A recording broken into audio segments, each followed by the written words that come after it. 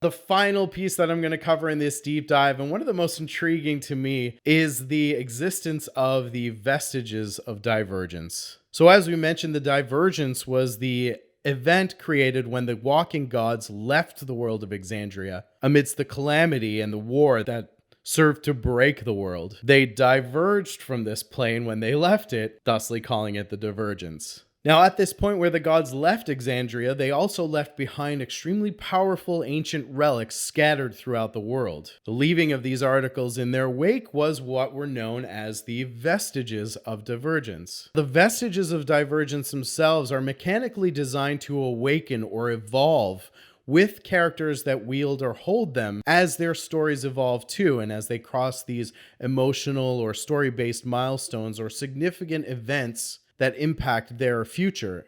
Of course, when the gods left Exandria amidst the conflict of the Great Calamity, these vestiges slowly started to depreciate or deteriorate over time, ultimately becoming completely dormant and seemingly devoid of all their former magic glory. The use of and experience in wielding or holding and carrying these items throughout a character's life offers the opportunity for those vestiges to once again become infused with their former power. This happens across 3 tiers for these types of items. One is dormant, where they represent fairly respectable magic items. Then into awakened, where they're starting to come back into their former glory or rekindle their conduit to their former godlike powers. And then the 3rd tier, which is exalted, and presumably the final stage of realization that these ancient relics once had. This is near and dear to me because I've used this mechanic in my own games. I call them legacy items. It's a little bit different where my characters will start with an item that's tied to their backstory and acts as an anchor for them to the world. And like the Vestiges of Divergence, will evolve and empower over time as the characters become more familiarized with and proficient with their use. So I love to see this formalized and actually intrinsically woven into the campaign history too. And it takes away the loot hogging need to collect gear to progress your character, and gives you an option that's tied to